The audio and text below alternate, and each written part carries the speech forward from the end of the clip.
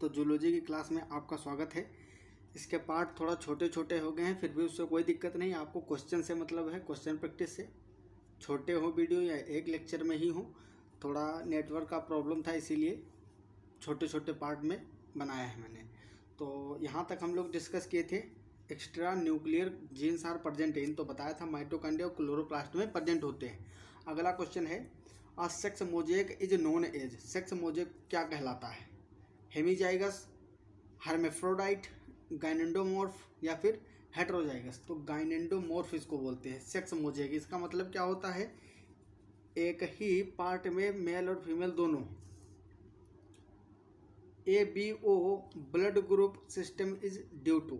ABO रक्त समूह की व्यवस्था का कारण है।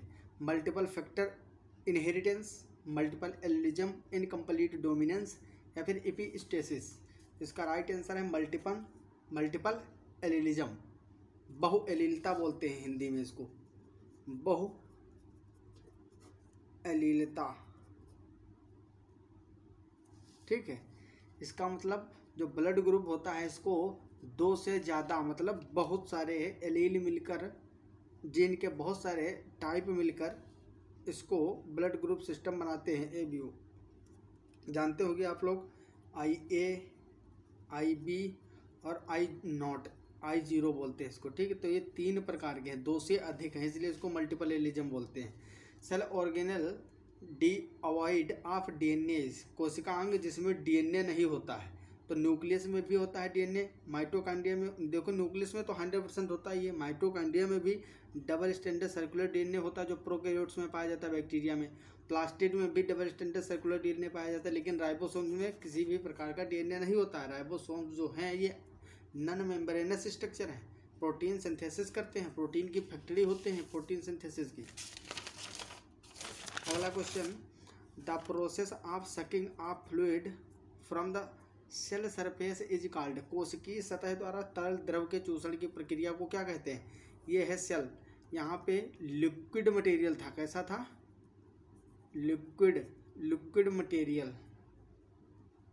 जो तरल द्रव होगा उसको जब सेल अंदर सक करेगी तो उस प्रोसेस को बोलते हैं पिनोसाइटोसिस। क्या बोलते हैं? पिनोसाइटोसिस। हिंदी में बोलते हैं कोशिका चूषण या सेल चूषण बोल देते हैं। The process of cell eating is called. Cell eating क्रिया कहलाती है।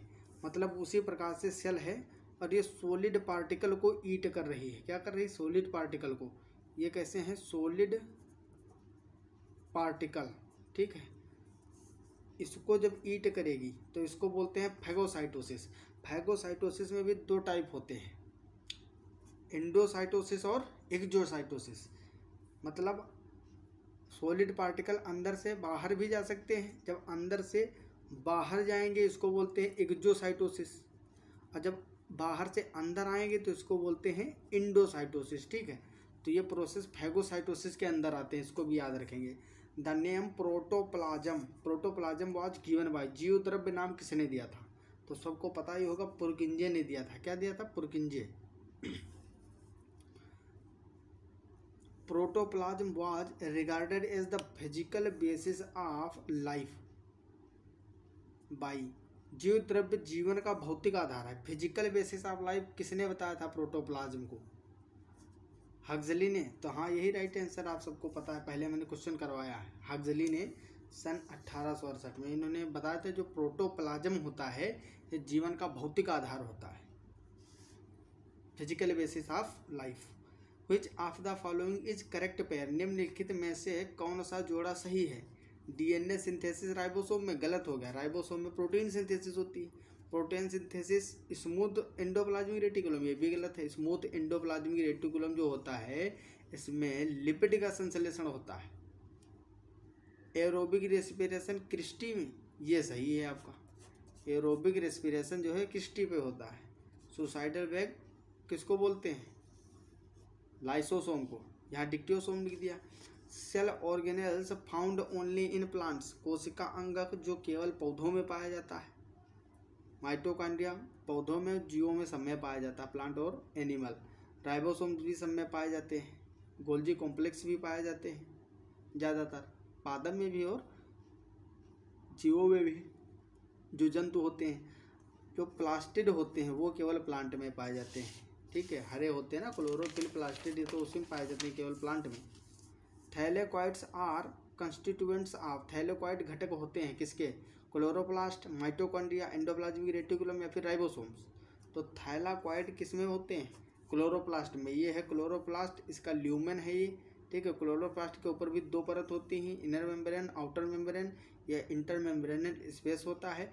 बीच में जो अवकाश है इसको अवकाशिका हिंदी में बोलते हैं, इंग्लिश में बोलते हैं ल्यूमेन। इसी में थैलेकॉइड इस तरह से सिक्के की तरह है, एक के ऊपर एक, एक के ऊपर एक, इस तरह से ढेर के रूप में लगे होते हैं और इस तरह से स्टोमा द्वारा जुड़े होते हैं। किससे, स्टोमा लेमेली द्वारा। आप लोग स्ट्रक्चर देखे होंगे इसका अच्छे से, नीट में क्वेश्चन बहुत पूछता है इस पर। इसमें बहुत सारे रिएक्शंस भी होते हैं, उसके बारे में भी पूछता है। तो इतना याद रखो, क्लोरोप्लास्ट में पाए जाते हैं। क्वांटासोम्स आर फाउंड इन, क्वांटासोम भी किस में पाए जाते हैं, क्लोरोप्लास्ट में ही पाए जाते हैं। Important site for formation of glycoproteins and glycolipids is, glycoprotein और ग्लाइकोलिपिड कहाँ बनाए जाते हैं, जब शब्द आ जाता है प्रोटीन के आगे ग्लाइको लग जाए और लिपिड के आगे ग्लाइको, मतलब ग्लाइकोसाइलेशन और glycosylation of lipid and proteins की बात की जा रही। तो ये गाल्जी एपेरेटस में होता है।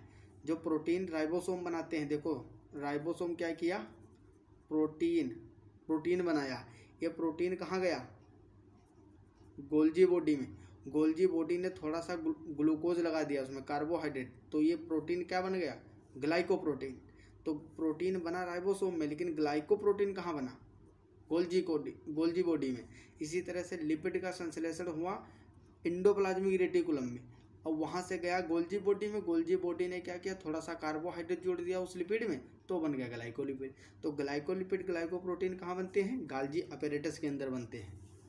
Main function of dictyosome is, dictyosome का मेन फंक्शन क्या होता है, रेस्पिरेशन, स्टोरेज, सिक्रेशन या फिर ब्रेकडाउन ऑफ फैट्स। तो इसका राइट आंसर है क्या होता है, ऑप्शन सी, सिक्रेशन होता है। क्या होता है, secretion.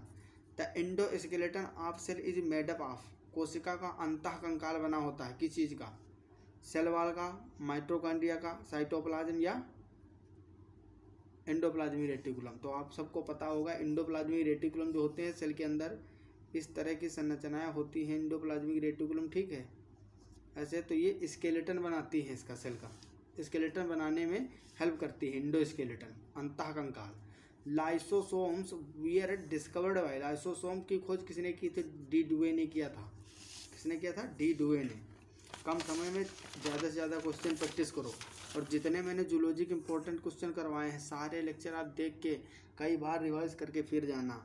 The two subunits of ribosome remain united at a critical ion level of, ribosomes की जो दो उप इकाइयाँ होती हैं ये याद रखना। जो प्रोकैरियोट होते हैं उसमें 70 टाइप के मिलते हैं, और जो यूकैरियोट होते हैं, यूकैरियोट, उसमें 80s जो होते हैं ये 40 + 60 से मिलकर बने होते हैं।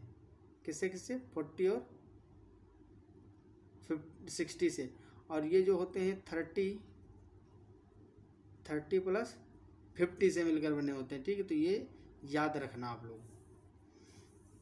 तो इसमें जो दो यूनिट होती हैं किससे जुड़ती हैं, मैग्नीशियम जो 0.03%, ठीक है, 3 मोलर कंसंट्रेशन होती है जब इसकी सेल के अंदर, तभी जो है राइबोसोम की दो यूनिट आपस में जुड़ पाती हैं। और अगर मैग्नीशियम एक्सेस मात्रा में है तो पॉलीसोम बन जाते हैं, राइबोसोम जो होते हैं पॉलीराइबोसोम बन जाते हैं। बहुत सारी यूनिट आपस में जुड़ती ही चली जाती हैं, डाइमराइजेशन होता है, फिर पॉलीमराइजेशन हो जाता है। अगर ये आप लोग राइबोसोम और लाइसोसोम का लेक्चर मेरा सेपरेट जो पढ़ा है उसको देखेंगे तो पता होगा। फिलहाल अब मत देखना उसको इस टाइम। वैसे सभी टीचर यही बोलते हैं कि ये देख लो वो देख लो अपना व्यूज़ बढ़ाने के चक्कर में, लेकिन मैं कहता हूँ भाई वही देखो जो भी ज़रूरी है। अब तुम लेक्चर देखोगे इतना कहाँ समय है, तो इसलिए केवल क्वेश्चन प्रैक्टिस करो, नहीं देखो फिर भी काम चल जाएगा तुम्हारा यहाँ से। Lysosomes are known as suicidal bag because of, lysosome suicidal bag कहे जाते हैं, आत्महत्या की थैली बोला जाता है उनको। क्यों बोला जाता है, क्योंकि उसमें कैटालिटिक एंजाइम होते हैं या हाइड्रोलिटिक एंजाइम होते हैं, parasitic on nucleus, proteolytic enzymes, तो उसमें हाइड्रोलिटिक एंजाइम होते हैं। आप लोगों को पता ही है हाइड्रोलिटिक एंजाइम्स होते हैं। Ribosomes are made up of, ribosomes किसके बने होते हैं? DNA and protein, DNA alone, only DNA के, RNA and protein, RNA and DNA. तो राइट आंसर सी होगा, इसमें आरएनए और प्रोटीन होता है राइबोसोम्स में। What is the degraded by peroxisomes, peroxisome द्वारा किसका विघटन होता है? कार्बन डाइऑक्साइड का, लिथियम ऑक्साइड, हाइड्रोजन पेरोक्साइड या फिर कार्बन मोनोऑक्साइड। तो आपको नाम इसका देखो, पेरोक्सिसम, पेरोक्साइड जैसे आ रहा है तो ये हाइड्रोजन पेरोक्साइड से रिलेटेड होगा ना, तो इसी का विघटन करवाता है। कोशिका के अंदर हाइड्रोजन पेरोक्साइड की कंसंट्रेशन को विघटित करता रहता है, कम करता रहता है। Microtubules are absent in, microtubule अनुपस्थित होते हैं, कहाँ अनुपस्थित होते हैं? माइटोकॉन्ड्रिया, फ्लैजेला, स्पिंडल फाइबर या सेंट्रियोल।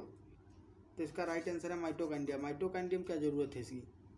माइटोकॉन्ड्रियम किस्टी होते ही हैं, वो स्केलेटन बना देते हैं। स्पिंडल फाइबर है, सेंट्रियोल है और फ्लैजेला है, इसमें अरेंजमेंट पाया जाता है 9+2 वाला वही। अगर यूकैरियोटिक है, प्रोकैरियोटिक है तो 9 वाला ही पाया जाए, 9+0। ठीक है, इस तरह से। हाँ, ये भी पूछ लेता है, जो फ्लैजेला होती है इसमें माइक्रोट्यूब्यूल वगैरह होते हैं तो 9+2 प्रणाली यूकैरियोट में होती है लेकिन प्रोकैरियोट में नहीं पाई जाती है। ठीक है, चाहे सीलिया की बात करें या फिर फ्लैजेला की। Peroxisomes is the micro body of a cell that helps in, peroxisome एक कोशिका की सूक्ष्मकाय होती हैं जो कि सहायक होती हैं। Removal of electron and associated hydrogen, removal of proton, conversion of carbohydrate into fat, conversion of carbohydrate into protein. तो इसका राइट आंसर है option A, removal of electron and associated hydrogen. Function of centriole is, centriole का कार्य है, क्या कार्य है? Formation of spindle fibre, बस यही तो कार्य है। जो सेंट्रियोल होता है, सेंट्रियोल होता है इस तरह से, आप लोग देखे होंगे 2 पहिए के जैसे होता है। तो जब क्रोमोसोम इस तरह से होते हैं ना, ये सेंट्रोमियर, तो यहाँ पे वो क्या करता है? स्पिंडल फाइबर बनाता है ना, यहाँ से फॉर्मेशन ऑफ स्पिंडल फाइबर की अपने और ही खींचता है। एक इधर भी होगा सेंट्रियोल, इस तरह से यहाँ से भी ऐसे ऐसे लग जाएंगे। तो एक जोड़ा गुणसूत्र उधर, मतलब एक क्रोमेटिड उधर, एक क्रोमेटिड इधर खींच लिया जाएगा। तो स्पिंडल फाइबर का फॉर्मेशन करते हैं सेंट्रियोल।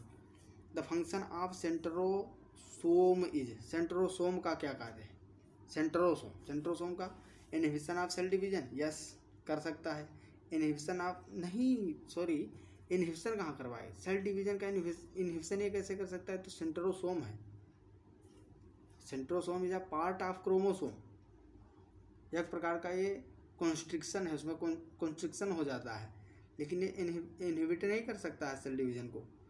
इनहिबिट सेल डिवीजन, ये भी ये सॉरी, ये तो एक ही जैसे हैं ऑप्शन। तो इंक्रीज प्रोटीन सिंथेसिस, ये भी नहीं कर सकता है, तो नन ऑफ दिस इसका राइट आंसर होगा ऑप्शन डी।